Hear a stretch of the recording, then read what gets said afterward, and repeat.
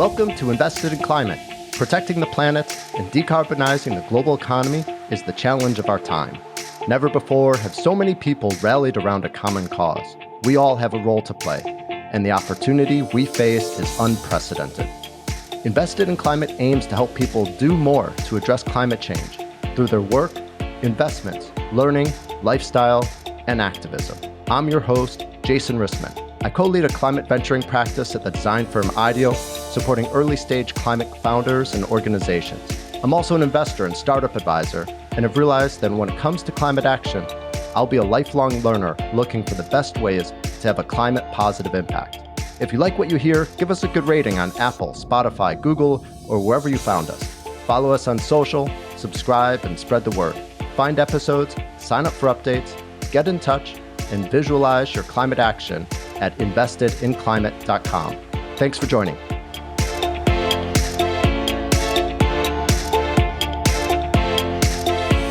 A lot of people are interested in renewable energy, but solar is confusing AF. When you start looking at your electricity bill and start to try to figure out what you should do, there's just 1,000 questions, like how much does it cost?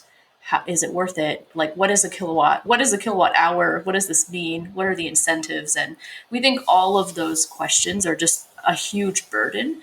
So the point of Wildgrid is to make it a one-stop shop where you can just get all the information you need to actually take action. Switching your home energy source to renewables is one of the most impactful ways to reduce your carbon footprint.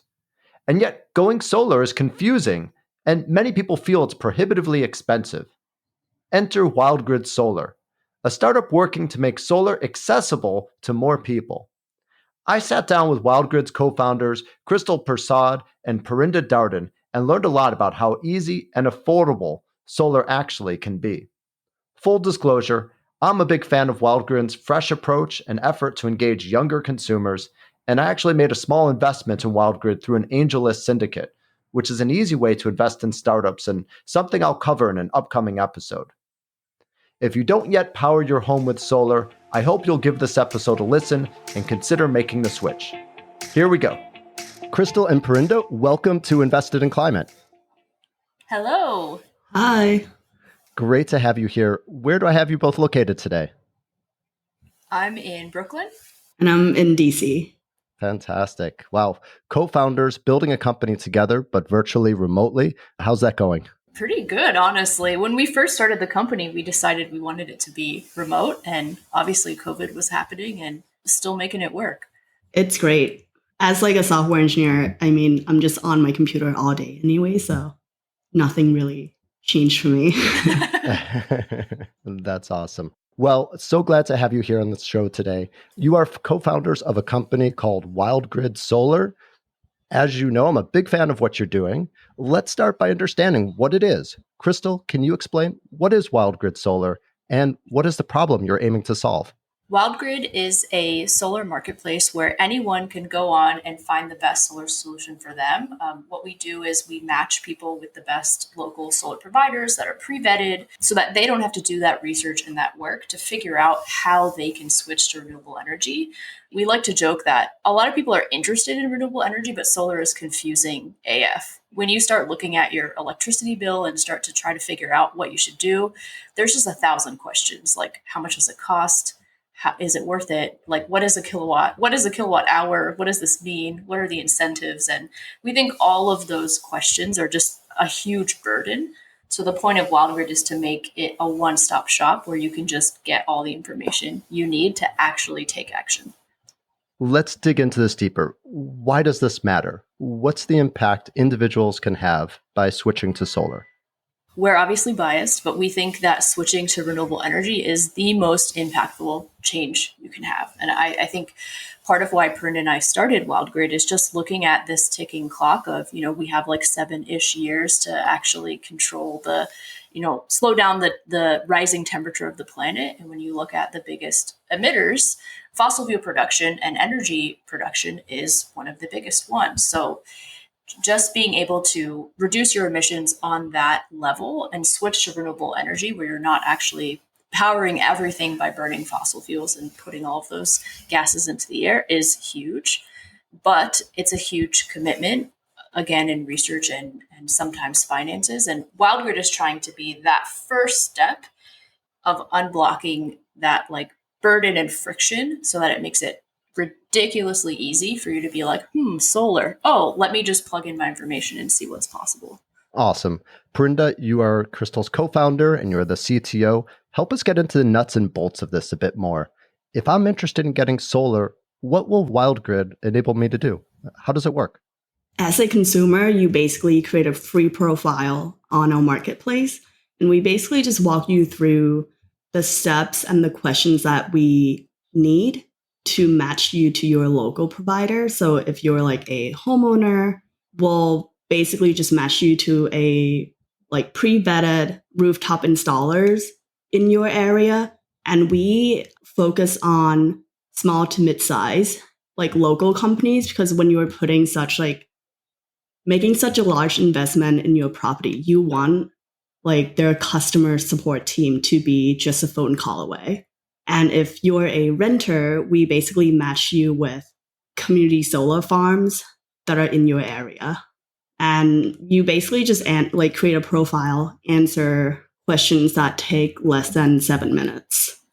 And then we should mention that whenever we tell this story, I always laugh because like Parinda and I have like been through this before. I've worked as a solar salesperson, like selling people on rooftop solar, and it's super sketchy, honestly. Like I feel like no one wants to say that. It's super sketchy. The way I was trained and like the information that we give homeowners, it's pretty predatory, to be honest, on the sales side, where like Jason, if I was like telling you should buy this specific equipment and like it's $20,000 and you didn't know what the equipment is, you'd be like, okay, like I guess that's what I need. But there's so much education that I think has to happen where it's not the same as like buying a car where you like understand, the different amenities that you're getting.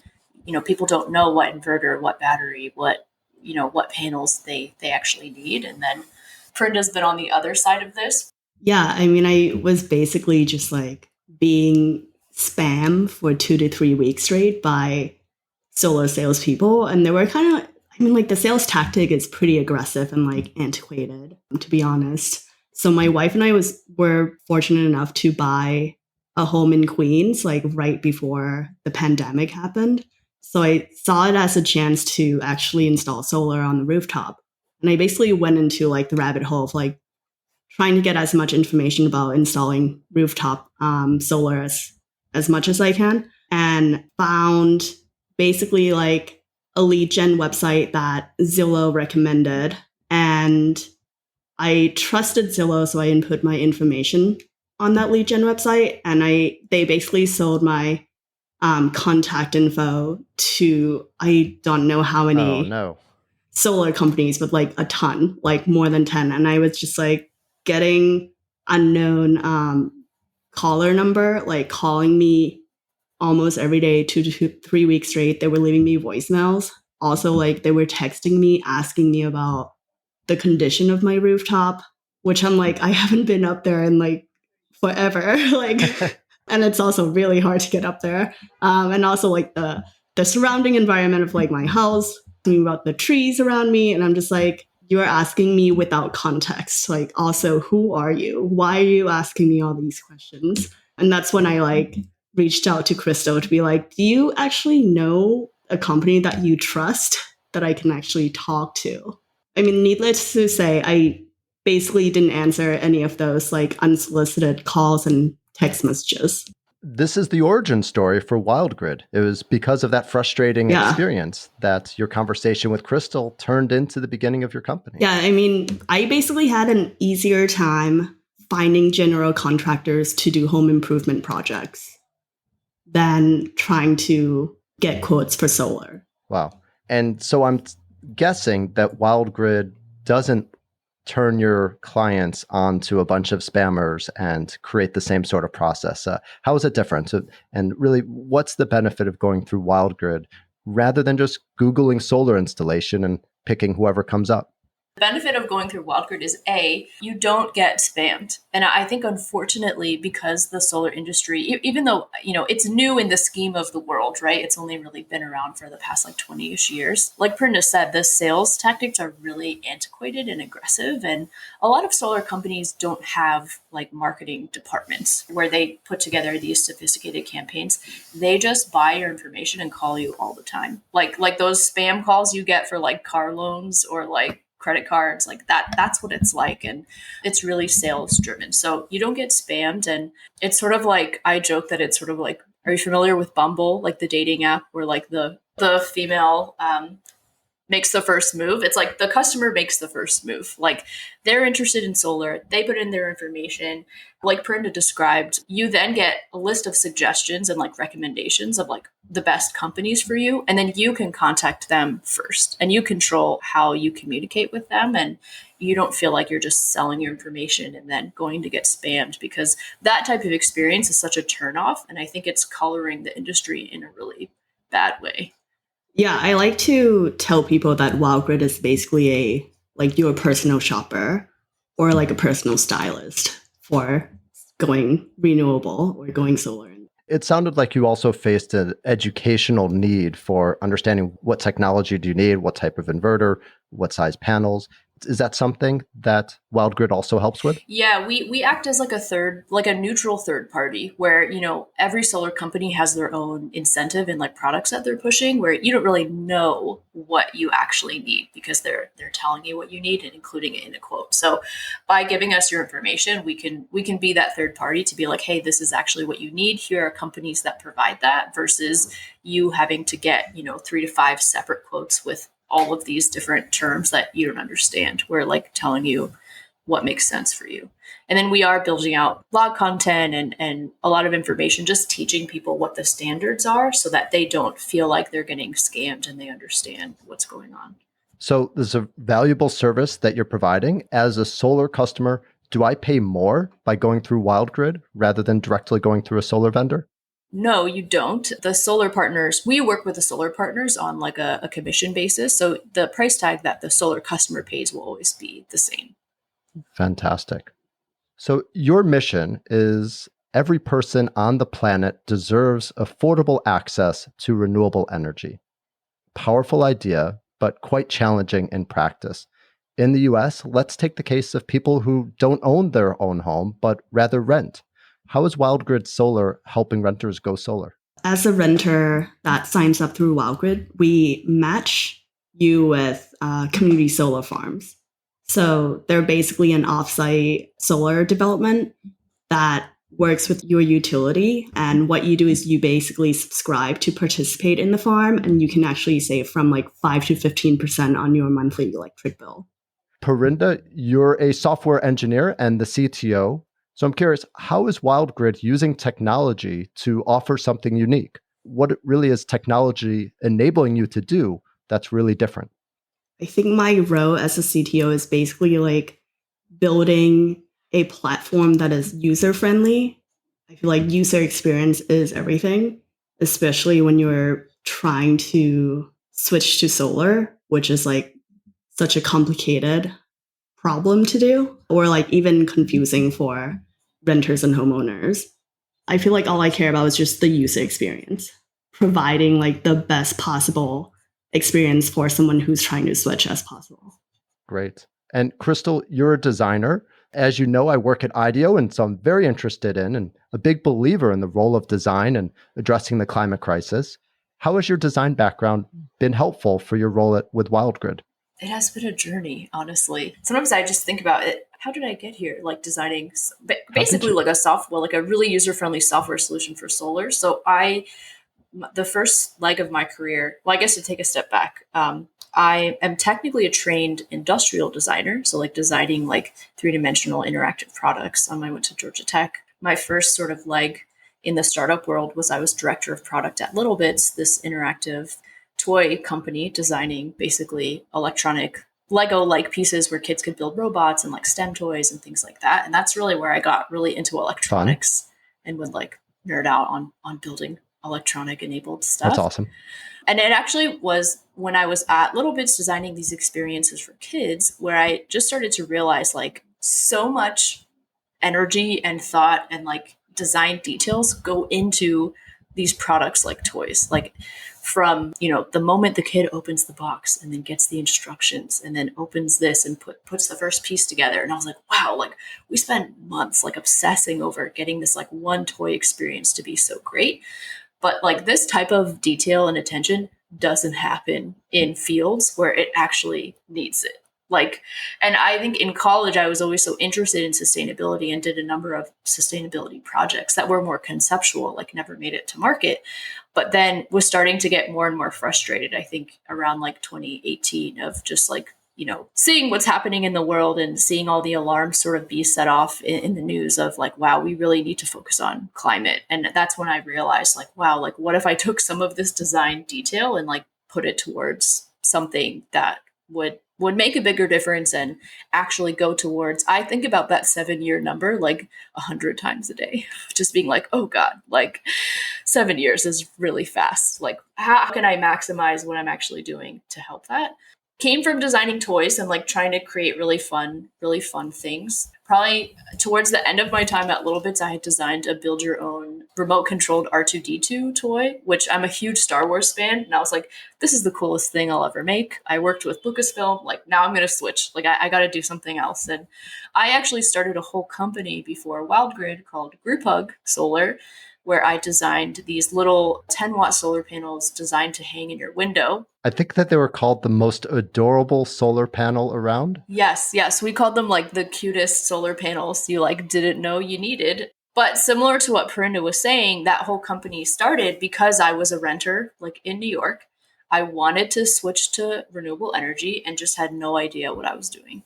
And as like a tech focused, like savvy person, I was like, I can't figure this out. Like, I don't know how to go solar. Literally, that confusion caused me to start a whole other company, like before even figuring out like what my options were. So I got really into solar. Like we made and manufactured these solar panels for your windows. I was on Shark Tank. I got an investment from Mark Cuban, just like escalated very quickly and got really deep in solar tech. And then it was at that point that I got a little deeper into it and started selling rooftop solar, and then was like, oh no, like this process is so sketchy. Now I get why more people are not interested. Now I kind of get why more people aren't interested in this. Like I wouldn't buy what I'm selling. But I think all to say from the lens of how can we use design to make something as delightful and frictionless as possible, whether it's a toy or whether it's getting a solar panel in someone's window. I do think that that experience makes a huge difference. And at the end of the day, I think design is so much about emotions and like, how can you make someone feel good about doing something, whether it's a first step or whether it's education, because that emotion sticks with them. Absolutely. Let's turn to who your customers are. Krystal, when you were first introducing Wildgrid at the beginning of this podcast, you said that solar is confusing AF, and that's also a big headline on your website. If you're a listener and you don't know what AF means, we'll let you Google it. But it's clear that you're bringing an edge, a playfulness, freshness to this space that's really rare. So who are you trying to reach and how's it going? We are specifically trying to reach a younger demographic for solar. So like millennials, who are actually the largest home buying population right now, Gen Zs who are, might be renting apartments, might be buying homes too. I think Parinda and I are both millennials. So we definitely, it's weird to be like the older demographic now. I don't know if you ever feel like that, Parinda. Now we're like old timers. I feel like that all the time because my wife is in law school right now, her first year of law school, and all of her friends are in their early 20s. And I'm just I'm learning so much lingo. We are specifically trying to appeal to that demographic. I think we joke that a lot of people in our demographic think solar is kind of for boomers, honestly. Like you have a house and you have like 20 grand extra hanging out in your bank account, and like that's how you can go solar, which is completely untrue, but that's sort of the stigma around it. So we are trying to activate these younger generations to take steps to going solar now. And we do see it as sort of a ladder, right? You don't have to start with rooftop solar. You don't have to own a home. That doesn't have to be a gate for you. You can start off with community solar. And then as you look into home ownership, if that's for you, go into rooftop or ground mounted solar. So having people see it as options that they ladder up to, you don't have to wait to do it. And honestly, as I said, I think about that 7-year number all the time. We can't wait. Literally, don't wait 5 years to go solar. Like, figure out a way to do it now because we urgently need people to do that. Yeah, we need to get working on electrifying everything. And it's really not that hard. There are so many salespeople trying to convert you. There are people who want to do it. We're just trying to be that layer in between to be like, just do it. Make it easy to do it. Well, I know that when it comes to any sort of changes to one's home, especially ones that involve contractors and installers, word of mouth, it can be incredibly helpful.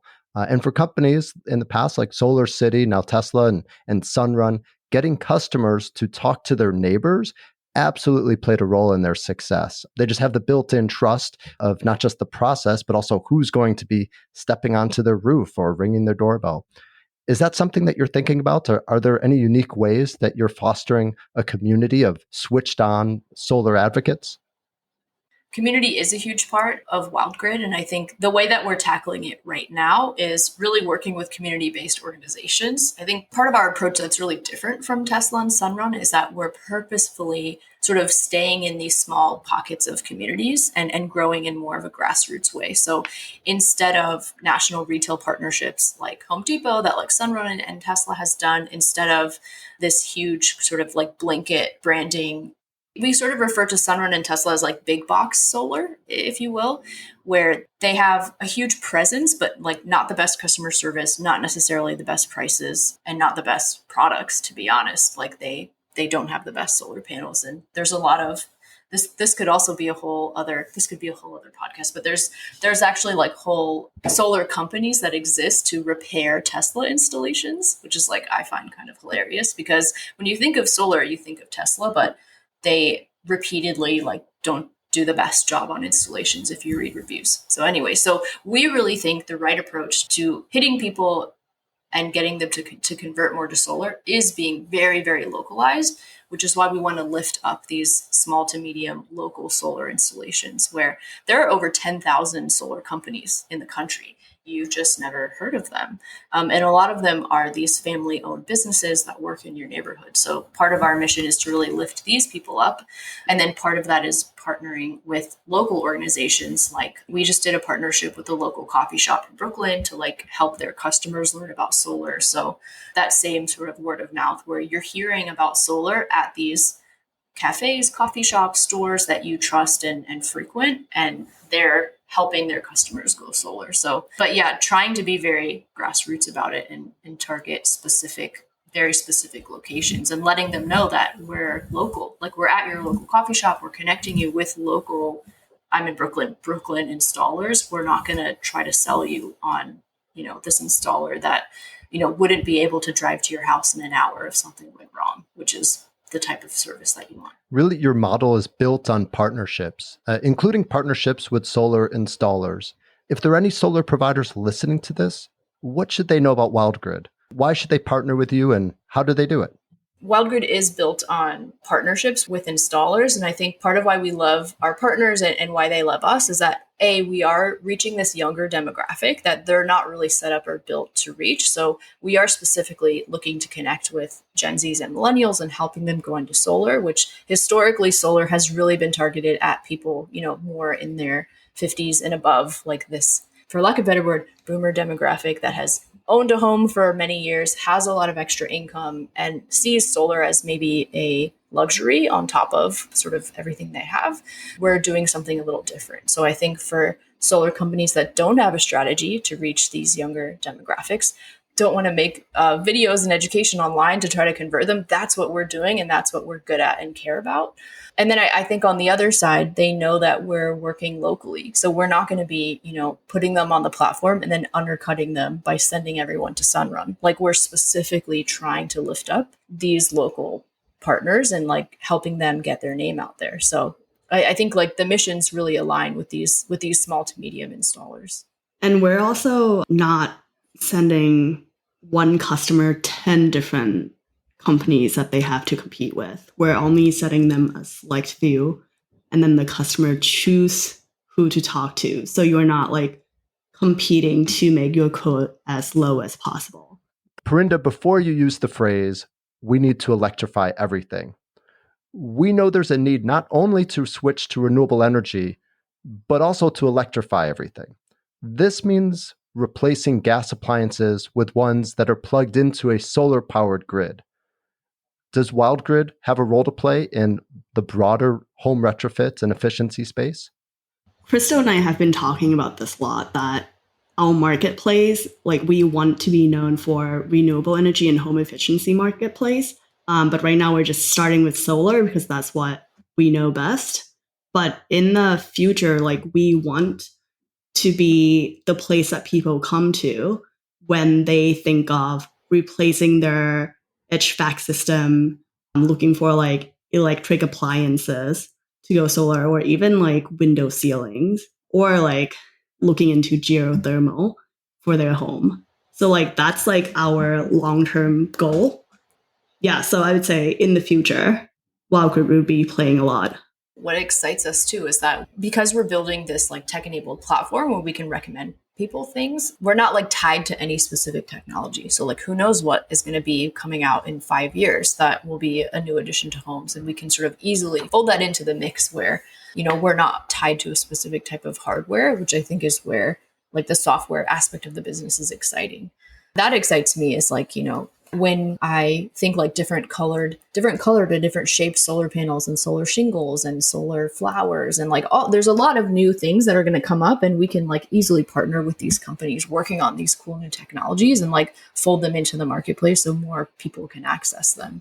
I was actually at like an Earth Day event the other week talking to someone, and this woman, she was very frustrated, which I think it was like a great, Perna, I haven't even told you about this yet. It was like a great conversation because she was very frustrated. She was like, I don't understand why they don't make solar umbrellas. And I was like, they do. They're out there. But she didn't know where to find them, you know? And she's like, well, what if I wanted like a solar awning? They should. And it's always like they, like who, I don't know who they is, but like they should make them. And I was like, they do. They do make those, but you've never heard of them because you're not in the solar space. And it's like that. I feel like that's the issue, right? People are looking for these things and they just don't, if they're not at the store they shop at all the time, or they don't want to do the research, they're never going to know about them. I feel like it's not very well advertised too, the different type of installation that your local solar company can do. There's so many different ways to go solar. There's so many, but if you like close your eyes and think of solar, you just see it on a roof, which is not the only way. Good to know. I have a final question, but before we go there, is there anything that I should have asked or anything else that's new and happening with Wildgrid that you wanted to talk about? Ooh, we do have some new exciting things, right, Parinda? Yeah, we just released like a new and improved onboarding flow for renters, homeowners, and also property managers who wants to check out solar. I've been like working on making the whole process, the whole sign up process and matching process to your local providers super seamless. So I'm super excited for more people to try out the new flow and get connected to their solar providers and go solar. Great. Where can folks find it? They can sign up right now on wildgridsolar.com. Fantastic. Well, I hope people do take that next step. Seems like, at the very least, a great way to learn about solar and figure out when and how to make that switch for yourself and the people that you're living with. I'd like to end now with the question that I've been asking all of our guests, and it's really broadening the aperture and thinking just more broadly around the impact that people can have. This podcast, Invested in Climate, aims to help people do more to address climate change through their work, investments, learning, lifestyle, and activism. We've talked a lot about a big lifestyle change that people can make. And I'm curious, in those other categories of work, learning, investments, and activism, what do you see as the most impactful opportunities that listeners who care about climate change can learn about and get started with? The category that jumps out at me the most, which I think because Pern and I are the most passionate about it, is just the activism piece. And I think, you know, with activism and with trying to make change happen in your community and in your life, it's usually a combination of like personal action and legislation, unfortunately. We can't control everything. Like there's a limit to how much you can do in your personal life, unfortunately, because so much is happening around you. So what excites me about working on Wildgrid is not only can you take this personal action of switching your energy, but the more you learn about solar and energy, the more you can get plugged into what's actually happening in the legislation in different states. And honestly, I think what excites me is even just saying the word renewable energy legislation is so boring, right? Like it just doesn't sound exciting at all. And I think there's a huge opportunity to get people interested in that because at the end of the day, so much of that impact we're going to have is on this broader level of making sure there are incentives and programs happening like nationwide. There needs to be a lot more happening in the activism piece. And I think every person is going to have to take a personal action and get involved in the legislation, whether that's awareness or like knowing how to vote for your values and things like that. I totally agree. And I was also going to say, get involved in your local politics.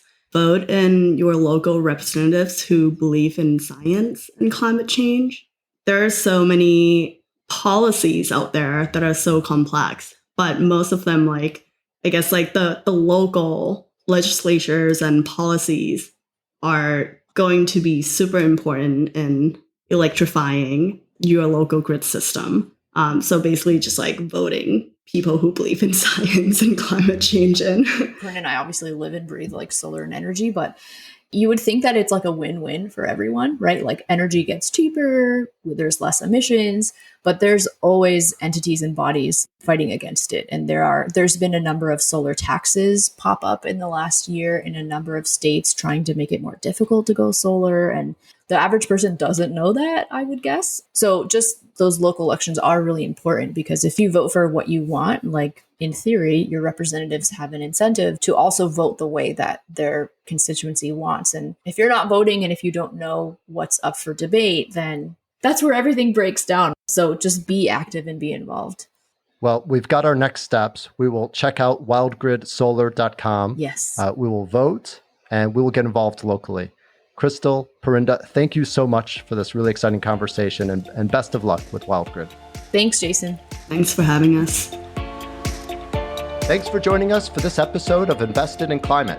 Please remember to rate us on Apple, Spotify, or Google. Find show notes, sign up for updates, get in touch, and visualize your climate action at investedinclimate.com. This podcast is for informational and entertainment purposes only and does not constitute financial, accounting, or legal advice. Thanks again.